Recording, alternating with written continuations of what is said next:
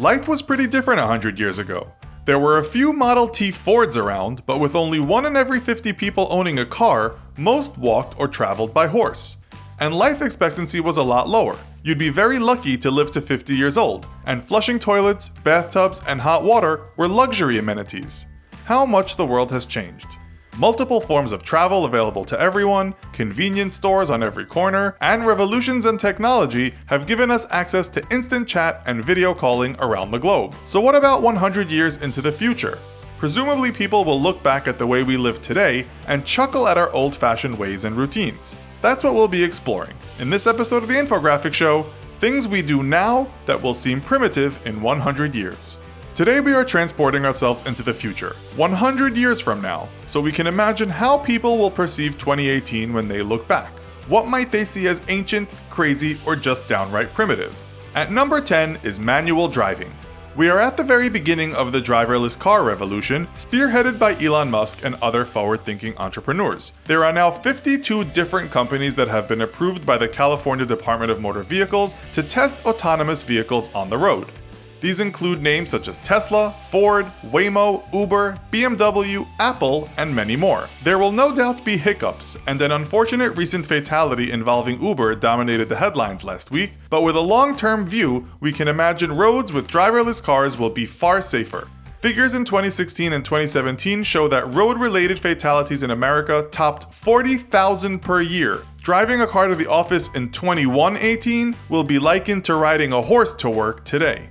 At number 9 is the war on drugs. The phrase war on drugs was popularized by the media shortly after a press conference given in 1971 by President Richard Nixon. With good intentions, the administration's agenda was directed toward eradication, interdiction, and incarceration.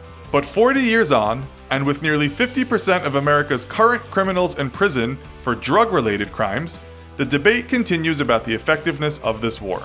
Since 2011, the Global Commission on Drug Policy, which includes names such as Sir Richard Branson and Kofi Annan, have been promoting an agenda to advocate for drug policies based on scientific evidence, human rights, public health, and safety.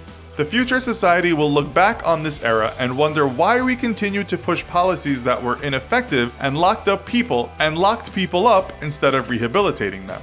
Number 8 is gender labeling. It has never been easier to make a personal decision on gender beyond the physical attributes you are born with, and as medical capability continues to advance and gene manipulation becomes more accessible, this will only become easier. Societies around the world are currently in disagreement about how to label or not label gender variations, with Canada leading the way in 2017 after they placed gender identity and gender expression into both the country's human rights code and the hate crime category of its criminal code. In the future, concepts such as male and female will have less meaning as gender takes on a far wider variance. At number 7 is manual labor. Artificial intelligence is a hot topic right now, particularly as people question whether it will increase unemployment rates as robots continue to replace workers. A recent study by the Midwest Economic Policy Institute estimates that by 2057, robots could replace or displace 2.7 million jobs in construction. But is it really that terrible? Many business leaders argue that to balance the onset of AI, developed countries will need to introduce universal basic income to ensure citizens are not left high and dry. So maybe our 100-year future is more utopian than we can yet imagine. Robots doing our jobs while we sit back and drink margaritas. At number 6, traditional education. Though school facilities and skills of teachers have improved dramatically, the education system itself has barely changed in the last 100 years. But new technologies like AI, machine learning, and educational software are changing the shape of education for students and disrupting the role of educators by creating philosophical shifts in teaching approaches. The future is likely to look very different, with systems catering to the large number of different learning styles. Instant access to information will mean that many things do not need to be taught, and there may even be a day when we have information chips merged with our brains. Kids will look down from their classrooms on Mars and ponder at our backwards existence in 2018. At number 5, World War. For decades, people felt World War III was coming and that it would be nuclear, ending our world. But a threat can sometimes be a deterrent. It hasn't happened, and we've had nuclear capabilities since 1945. The next war is likely to be cyber-centralized, as the economic damage that can be caused by taking down a nation's communication systems is far greater than nuclear war. But can war ever really end? Sci-fi writer John Horgan argues in his 2012 book, The End of War, that war is an invention like cooking, writing, or marriage, and humanity can abolish war in part because we abolished slavery. Horgan says that to end war, we just have to advocate for the unacceptability of it, in all countries, at all times, especially when tensions rise. Even if there is another major world war, it's likely that 100 years from now we will have worked out how to live peacefully without it. At number 4 is physical money. Unless you've been under a rock for the last 12 months, you will have heard the terms Bitcoin and cryptocurrency thrown around. There is much hype about these decentralized digital financial exchange systems. More will come, and many more will disappear, but as the internet becomes more greatly entrenched within our everyday lives, it's only a matter of time before physical cash disappears forever. If a $10 note exists 100 years from now, it's likely to be found hanging on the wall of a future museum. Number 3 is plastic. Plastic has been around for about 100 years, but it was only in recent times that we have started to realize the devastating side effects it has. A recent study showed that a patch of plastic garbage in the Pacific Ocean amounts to twice the size of Texas, and newspaper The Guardian states that for the past half-century, plastic has infiltrated modern life to such an extent that our oceans may have more of the stuff than fish by 2050.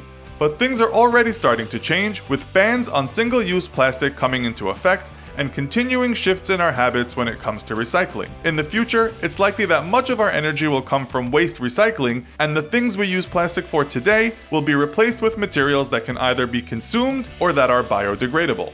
At number 2 is fossil fuels. Our reliance on fossil fuels began in the 1700s when the Industrial Revolution kicked in, but as electric cars become more affordable and charging stations more commonplace, gas-powered vehicles will slowly disappear. Add to that the reduced cost of solar and other alternative energies, and it's hard to see a world in 100 years that has any necessity to burn the heavy CO2 fuels we rely on today. And finally, number 1 is processed sugar. 100 years ago, you could buy heroin, cannabis, and cocaine over the pharmacy counter. Today, one of the most addictive substances on the planet is abundant in many foods and consumed by children. Last year, the British Journal of Sports Medicine wrote that sugar could act as a gateway to alcohol and other addictive substances. Like cocaine and opium, it is refined from plants to yield pure white crystals. As more health-related issues are realized from the effects of over-consuming refined sugar, it is certain that regulations will be introduced to reduce how much is in the food we buy and eat. In 100 years, it's not unimaginable that people will question why there was no war on sugar when there was a war on drugs. So, what other current things will seem primitive 100 years from now? Let us know your thoughts in the comments. Also, be sure to check out our other video called Do These Things to Survive If You're Stranded on an Island. Thanks for watching, and as always, don't forget to like, share, and subscribe. See you next time!